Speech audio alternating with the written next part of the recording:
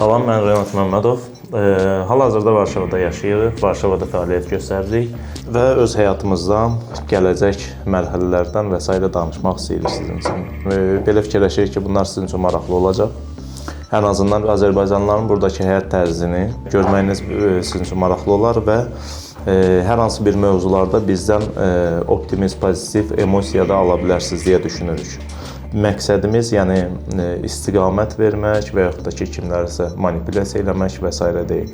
Sadəcə olaraq öz həyat tərzimizi çəkməkdir ki, bizdən müəyyən mənada örnək alsınlar, çünki biz əlbəttə ki, kimlərdənsə örnək almışıq, lazım olanda kimlərsə həyatlarına baxmışıq. Bura qədər, başda. Salam hər kəsə, mən Ərzad Rafael. Həm dostum, həm ortağım Renat bəylə bugün bərabər sizə bir müsahibə vermək istədik. Biz Azərbaycanlılar Varşavada yaşayırıq. Əsasən fəaliyyət sahəmiz mühəndislik sahələridir, tikinti, proyektlendirmə, layihələndirmə. Biraz Azərbaycandan danışsaq, Azərbaycandakı həyatımızdan deyə bilərəm ki, Neft və Sənaye Universitetini bitirmişəm. Heç bir fərqlənməm yoxdur. Diplomum sadə diplomdur.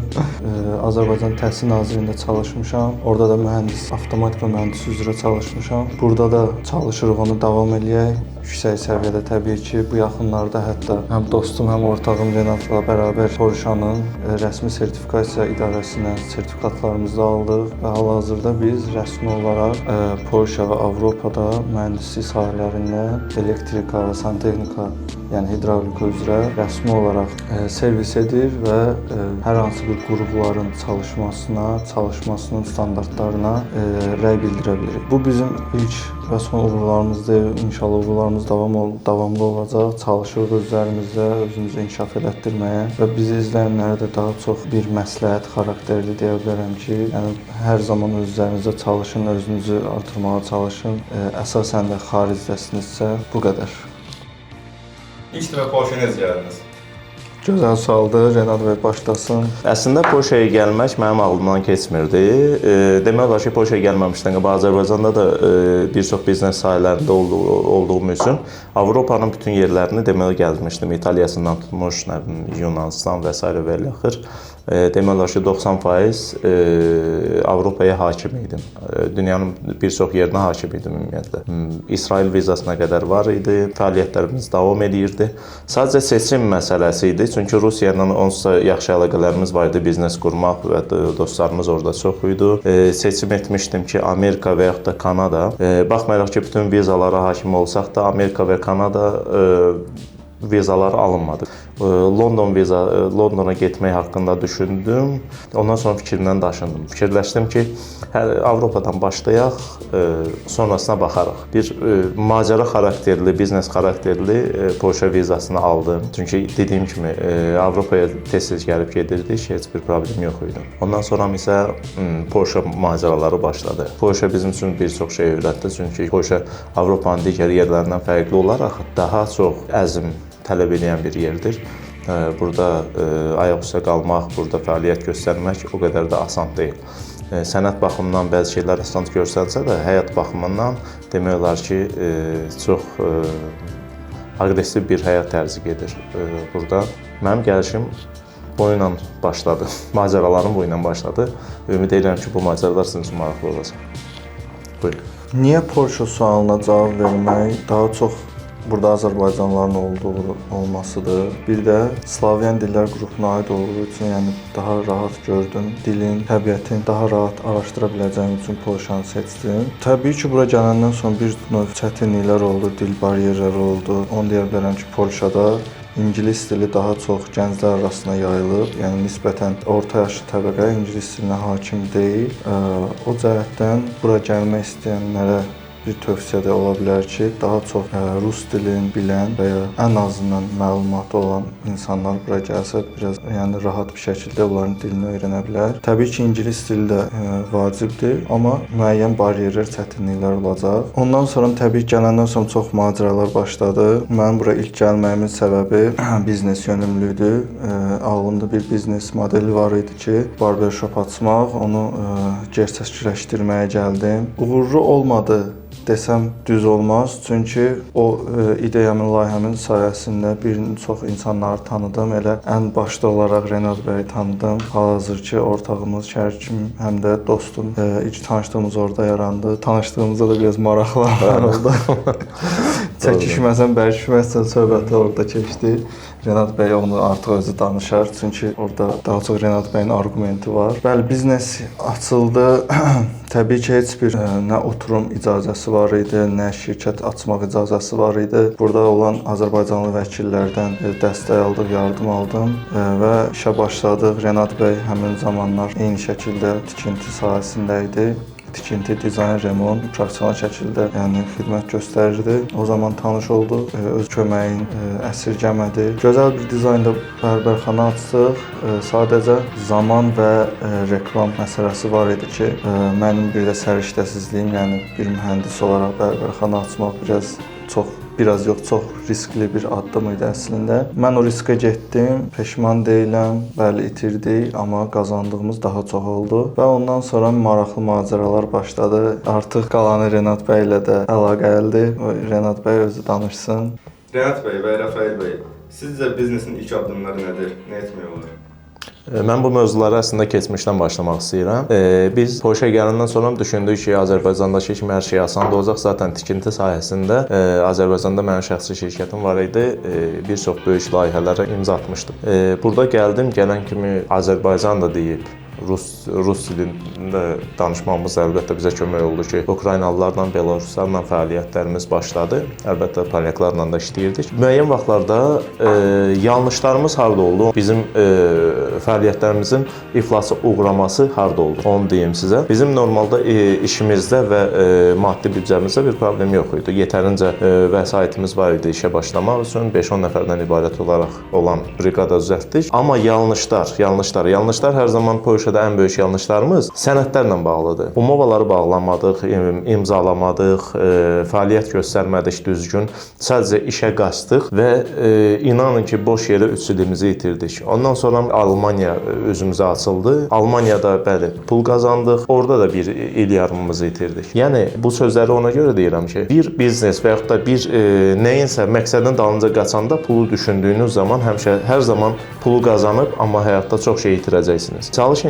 Çalışın ki, bir şey edəndə disiplinli şəkildə düzgün qanunlara uyğun eləyəsiniz. Və ondan sonra biz fəaliyyətlərimizi başladıq. Burada artıq yerli firmamızı açdıq, yerli fəaliyyətlərimizi başladıq.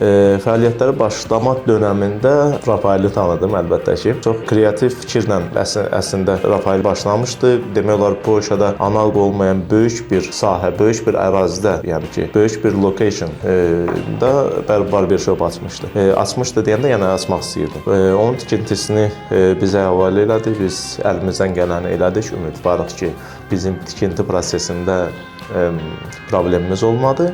Sonra Rafaelin belə deyim də biznesinin özü dediyi kimi bəzi minus nüanslarından qaynaqlanaraq biznes tutmadı.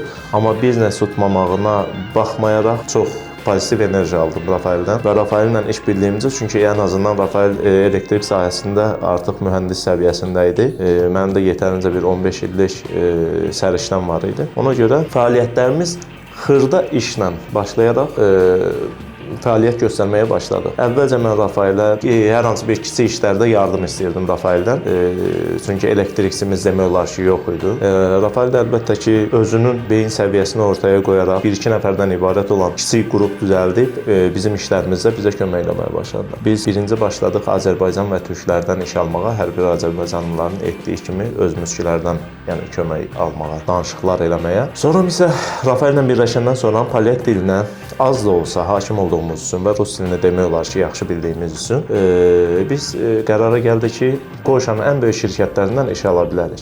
Və düşündüyümüz kimi diskussiya bacarığı bizə kömək etdiyi üçün, baxın, bəzən çox yaxşı işçi olmaq olur, bəzən çox yaxşı köməkçi olmaq olur, bəzən çox yaxşı briqadir olmaq olur. Amma biznesdə ikinci bir şey, ən önəmli məsələ biznesdə diskussiya bacarığının olmasıdır. İnsanlarla ünsiyyəti bacarmalısınız. Əsas birinci hər bir şey insanların beyninə girməyi, onların xasiyyətlərini, oturuşlarını, davranışlarını analiz eləmək bacarığıdır. Çünki bir ölkənin prezidenti ilə oturduğunuz zaman ona uyğun danışmağı bacarmalısınız və yaxud da ki, bir işçi ilə danışanda eyni tonda, eyni reaksiyada danışa bilməzsiniz. Onunla da danışmağı bacarmalısınız. Bunlar bəzi insanlara genetik verilir, demək olar ki, insan savadlı olur. Bəzi insanlar buna yiyələnirlər oxuyaraq, bilərək. Amma hər bir halda bu bacarıqları yiyələndikdən sonra böyük bir biznesmen, layihə rəhbəri və digər holdinq rəhbərləri ola bilərsiniz. Heç bir çətin bir şey yoxdur. Heç bir çətin bir şey yoxdur dediyim halda belə hər şey asan deyil. Gələcək hədəfləriniz nədir və nə kimi şeylər planlaşdırırsınız? Bu suala geniş şəkildə cavab vermək olar. Təbii ki, ilk öncə hər zaman öz üzərimizdə işləmək, öz bilik və bacarıqlarımızı artırmaq, hal-hazırda fəaliyyət göstərdiyimiz sahədə daha da peşəkarlaşmaq, göstərdiyimiz fəaliyyət sahəsi də təbii ki, mühəndislik sahəsidir. Bu sahə hər zaman inkişaf etməkdədir və biz də hər zaman geri qalmamağa çalışmalıyıq. Bizim əsas məqsədlərimizdən biri budur. Yəni yeni texnologiyalar, yeni proqramlar, yeni idarə etmə sistemləri, avtomatizasiya sistemləri gün-gündən yəni inkişaf edir. Biz də onları araşdırmağa çalışırıq, çalışmalıyıq. Zamanın, dövranın tələblərindən geri qalmamağa çalışmalıyıq. Gələcək layihələrimiz təbii ki, texnologiyalarla bağlıdır. Yeni texnologiyalar, proqramlaşdırma sahəsi, süni intellekt və təbii ki, bütün bu prosesləri bacardığımız qədər imkanlar daxilində sizə də göstərməyə çalışacağıq. Addım-addım planlarımızı necə həyata keçiririk, necə həyata keçirməyi planlaşdırırıq. Bəlkə də kiməsə faydalı olacaq. Bəlkə də kimsə hər hansı bir bilmədiyi bir şey öyrənəcək. Bizi izləyənlərə faydalı olmağa çalışacağıq ən azından. Və təbii ki, getdikcə bizim fəaliyyət sahəmizdə görəcəksiniz, necə inkişaf etməyimizi görəcəksiniz. Bu qədər. Rənad bəy davam eləsin.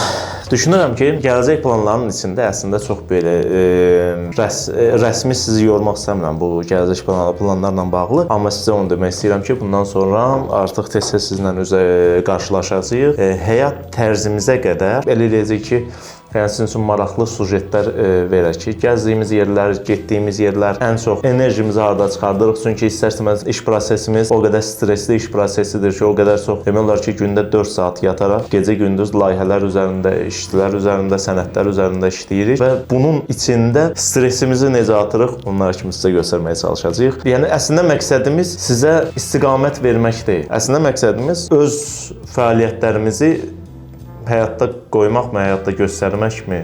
Amma bunu səmimi bir şəkildə etməkdir. Gələcək proqramlarda, gələcək çəkilişlərdə siz bizim iç yüzümüzə qədər hər bir şey görəcəksiniz deyə düşünürəm. Çünki düşünürük ki, maraqlı bir həyat tərzi sizə göstərəcəyik. Bu kanalın məqsədi nədir və biz nə kimi paylaşımlar gözləyirik? Çox gözəl sualdır. Səhərdən hər şeydən danışırıq, amma bu mövzuya toxunmadıq. Və əlbəttə ki, bu kanalı boş yerə çəkmirik. Bu kanalın məqsədi Polşada olan bir qrup insanın biznes fəaliyyəti, gələcəyə doğru fikirləri, emosiyaları, ekstremləri, yaşayış tərzləri, hər şeyi sizə göstərməkdir. Əlimizdən gələni deyəcəyik ki, siz bizim videolardan pozitiv nə isə qazanasınız. Pozitiv nə isə qazananda bizim üçün də əlbəttə ki, xoş olacaq. Ümidvarıq ki, sizin üçün də çox maraqlı olacaq. Bir çox tanınmış və tanınmamış insanları sizə aşkarlayıb onları da göstərəcəyik. Bəzi biznes sahələrində olan bir çoxları ilə ümumiyyətlə söhbət edirik. İstəyirik ki, onlar tək bizim fəaliyyətlər deyil, Azərbaycanlı biznesmenlərin fəaliyyətlərini də çəkib sizə göstərək, bəzilərinin fikirlərini, bəlkə sizin üçün faydalı olacaq fikirlərini sizin üçün çəkib göstərək. Hələlik ki, çox az biznesmen istəyir üzə çıxsın. Biznesmen deyəndə əslində milyarderdən biz söhbət etmirik. Sadəcə olaraq kiçik və böyük nələrlənsə məşğul olan, fəaliyyət göstərən insanları çalışacaq sizə göstərək. Eyni zamanda ən əsası isə sizin üçün pozitiv ruh verməkdir. Həyat tərzlərimizi, yaşayışlarımızı və gələcək platformalarımızın hamısını sizə göstərməkdir.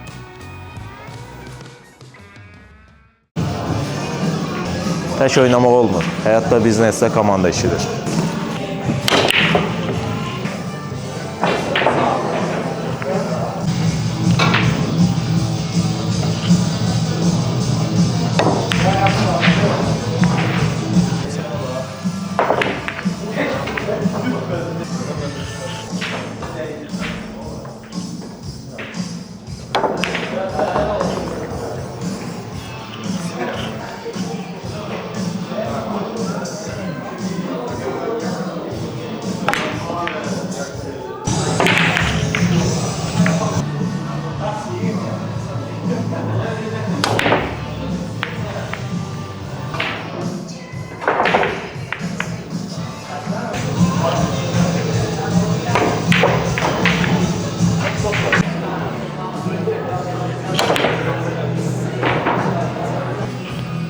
Həyat mübarizədir, amma bugünkü mübarizənin qalibi əlbəttə ki, dostluqdur.